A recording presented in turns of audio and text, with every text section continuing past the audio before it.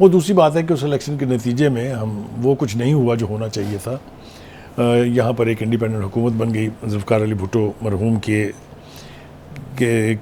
وزیر اعظم ہونے کے تحت, جس کے بعد ایک پرسیپشن بھی بن گئی کہ اگر صاف شفاف الیکشنز ہوں گے تو کانسیکوینسز جو ہیں وہ خراب بھی ہو سکتے ہیں. بہرحال وہ اللہ نہ کرے کہ اس طرح کے کانسیکوینسز دوبارہ کبھی پاکستان میں ہوں, لیکن ہمارے ہاں ہیلدی الیکشن ایکٹیویٹی کی روایت یا رواج ابھی تک نہیں پڑا ہے.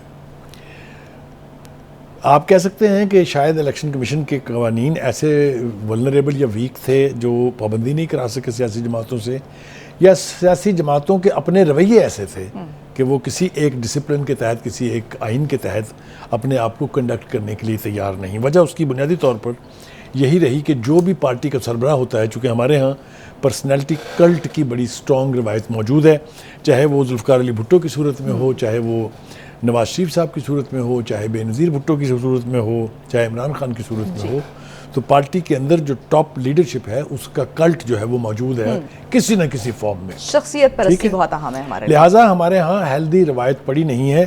آج چونکہ ہم بات کر رہے ہیں خاص طور سے پی ٹی آئی کے حوالے سے, تو ہمارا فوکس تو اس پر ہی رہے گا, لیکن چلتے چلتے بسبیل تذکرہ یہ عرض کر دیں کہ کسی بھی پارٹی میں ہیلدی انٹرا پارٹی الیکشن کرانے کی روایت نہیں ہے. ڈرامہ سبھی کرتے ہیں, لیکن ہوتا وہی ہے جو باس چاہتا ہے, منظور باس ہوتا ہے. کریکٹ. لہٰذا اب ہم شروع ہو جاتے ہیں پی ٹی آئی سے. پی ٹی آئی نے باقاعدہ الیکشن کا آغاز کیا 2012 میں, جب پورے پاکستان میں پی ٹی آئی کے انٹرا پارٹی الیکشنز ہوئے تھے, سو مچ سو کہ گراس روٹ لیول تک, یعنی یو سی لیول تک بھی لوگوں نے ووٹ دیے تھے. لیکن اس کے نتائج بھی جو ہیں وہ مہاتما نے قبول نہیں کیے تھے, اس لیے کہ مہاتما کو وہاں نہ ہی تو اسد کیسر چاہیے تھے, نہ ہی ان کو اعجاز چودھری چاہیے تھے, نہ ہی ان کو نجیب ہارون چاہیے تھے. انہیں چاہیے تھا عمران اسماعیل, انہیں چاہیے تھا علی زیدی, انہیں چاہیے تھا مراد سعید. تو انہوں نے یک جنبش قلم اس سب کچھ کو الٹا کے رکھ دیا. اس کے بعد 2016 میں پھر ایک ایکسرسائز کی ضرورت پیش آئی, چونکہ الیکشن ہونے تھے 2018 میں. تو وجیہ الدین احمد صاحب, جسٹس وجیہ الدین احمد بہت ڈھنگ کے آدمی, بڑے نستعلیق آدمی تھے, بڑے یعنی آئین کے مطابق کھیلنے والے شخص تھے, اپرائٹ آدمی تھے. ان کے ذمہ یہ لگایا گیا کہ جی آپ انٹر پارٹی الیکشن کرائیں. جی. اور جس طریقے سے انہوں نے اس کو کنڈکٹ کرنا شروع کیا, مہاتما جو ہے پھر ناراض ہو گئے ان سے, اور آلموسٹ ان کی چھٹی کرا کے ان کو گھر بھیج دیا گیا. پھر کچھ عرصے کے بعد یہ بخار چڑھا کہ الیکشن ہونے چاہیے انٹر پارٹی کے, تو پھر انہوں نے یہی ذمہ داری دی تسنیم نورانی صاحب کو, جو ایک بڑے ڈھنگ کے سینئر بیوروکریٹس تھے, اور وہ بھی ہی wanted to go by the book کہ اگر الیکشن ہونے ہیں تو ڈھنگ سے ہونے چاہیے. تو میں آپ کو یہ خبر بھی سنا دوں کہ ان کی بھی چھٹی کرا دی گئی, وہ بھی گھر چلے گئے. تو میں ایک طرح سے تو یہ سمجھتا ہوں کہ دو بہت نستعلیق لوگ جو پی ٹی آئی کا حصہ تھے, ان کو بہت انسیریمونیسلی گھر بھیج دیا گیا, جو جسٹس وجیہ الدین احمد اور تسنیم نورانی تھے. پھر جناب اس کے بعد اب یہ جو الیکشن ہو رہے ہیں اس کے لیے جو پارٹی الیکشن کی ضرورت پیش آئی, تو پھر اسی طرح کے الیکشن سوڈو الیکشن کروائے گئے. تو جسے کہ الیکشن کمیشن نے مسترد کر دیا کہ جناب یہ تو آپ نے ٹھیک نہیں کرائے ہیں, دوبارہ 20 دن کے اندر کرائیں, ورنہ پھر آپ کو نہ نشان ملے گا اور باقی کے بھی اس کے کانسیکوینسز ہوں گے. تو پھر ایک الیکشن کی ایکسرسائز کرائی گئی, آپ کے سامنے ہے. اب چونکہ خود وہ لڑ نہیں سکتے تھے, اس لیے وہ علی گوہر صاحب جو ہیں وہ پارٹی کے چیئرمین کا الیکشن لڑے. لیکن جس طریقے سے یہ الیکشن بھی کرائے گئے, یہ بھی لگتا ہے, ابھی تو خیر اکبر اسد بابر نے پوری کی پوری بساط ہی الٹ دی ہے نا, کیونکہ وہ کہتے ہیں میں بھی فاؤنڈنگ ممبر ہوں, میرے ساتھ ایک اور صاحب ہیں وہ بھی فاؤنڈنگ ممبر ہیں, نیازی ہیں وہ بھی. تو ہم تو گئے تھے ان کے ہیڈ آفس میں, ہمیں نہ انہوں نے کوئی اطلاع فراہم کی ہے, نہ ہمیں کوئی مٹیریل دیا ہے انہوں نے. لہٰذا انہوں نے چیلنج کر دیا ہے اس الیکشن کو الیکشن کمیشن میں, اور یہ مکمل طور پر اس کا یعنی جواز موجود ہے کہ یہ الیکشن بھی نل اینڈ وائڈ قرار دے دیے جائیں گے. اور اگر ایسا ہوا تو پھر پہلی ابتدائی طور پر تو ان کو بلے کا نشان نہیں ملے گا ایز اے پارٹی سمبل. ٹھیک ہے جی. اس کے مزید کیا کانسیکوینسز ہوں گے وہ تو کہتے ہیں نا, well cross the bridges when they will come.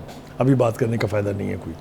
لیکن یہ بات بالکل طے ہے کہ خان صاحب کے ہوتے ہوئے ان کی مرضی کے لوگوں کے سوا کوئی آگے نہیں آ سکتا, اور یہ ایک ڈھنگ کے election, party election, inter party election کروانے کی صورت میں ممکن نہیں ہے۔ اچھا بخاری صاحب، جو فاؤنڈنگ ممبر اکبر ایس بابر تو ہیں، لیکن ایک اور فاؤنڈنگ ممبر حامد خان بھی رہے ہیں، لیکن اور ان کے ہم نے دیکھا کہ خان صاحب کے اقتدار والا جو دور تھا اس میں ان کے بھی اختلافات تھے خان صاحب کے ساتھ، پی ٹی آئی کے ساتھ، لیکن اب ہم دیکھ رہے ہیں کہ وہ اس معاملے میں جو ہے وہ ڈیفینڈ کر رہے ہیں پارٹی کو، دیکھیے جب سے، کیونکہ وہ کہہ رہے ہیں کہ جتنی بھی پارٹیز ہیں ان میں ایسے ہی الیکشنز ہوتے ہیں، ابھی دیگر جو 2 پارٹیز ہیں ان میں بھی بلا مقابلہ منتخب ہوئے ہیں۔ دیکھیے میں عرض کروں آپ سے کہ حامد خان صاحب بہت قابل احترام ہے ہمارے لیے، بہت سینئر وکیل ہیں وہ جن باتوں پر ان کا اختلاف تھا مہاتما صاحب سے، وہ سب اختلافات اب بھول گئے ہیں، اور وہ ہر وہ چیز جو مہاتما کو پسند ہے وہی اب وہ بھی فرماتے ہیں، تو یہ کایا پلٹ ہوئی ہے ان کی بھی۔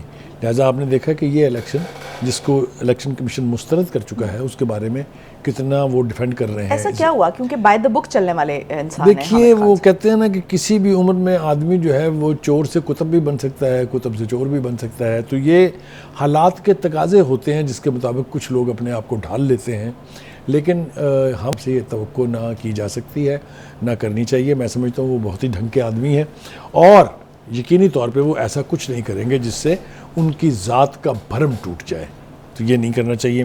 اب آپ اس طرف آنے کے لیے تیار نہیں ہیں، الیکشن سے نکل نہیں رہی ہیں بخاری صاحب، لیکن آپ یہ دیکھیں نا کہ مجھے یہ سمجھ نہیں آتی کہ جو دیگر پارٹیز بھی ہیں ان میں یہ ڈکٹیٹرشپ کیوں ہے، ڈکٹیٹرشپ کی روایت کیوں ہے؟ میں نے بڑے کیا تفصیل ہم تو سے بڑا سنتے ہیں اب کہ بھئی عوام میں بڑا شعور آ گیا ہے، تو عوام اس پر آواز کیوں نہیں اٹھاتے کہ کوئی بھی پارٹی ہے، چاہے وہ پی ٹی آئی ہے، چاہے وہ نون لیگ ہے، چاہے وہ کوئی بھی پارٹی ہے، پیپلز پارٹی ہے، ان میں کہیں پر بھی جو ایک ڈکٹیٹرشپ والا رواج تو موجود ہے، لیکن وہ جمہوریت نظر نہیں آتی ہمیں اس طرح سے۔ آپ مجھ سے یہ بات دوبارہ کہلوانا چاہ رہی ہیں، کیونکہ میں نے تو نام لے کے کہا تھا، میں چاہ رہی ہوں کہ آپ ایلیبریٹ کر دیں۔ کسی بھی پارٹی کے اندر ہیلدی انٹرا پارٹی الیکشن کرانے کی روایت نہیں ہے، ہر جگہ یہی ہوتا ہے، لیکن قابو آ گئی ہے پی ٹی آئی۔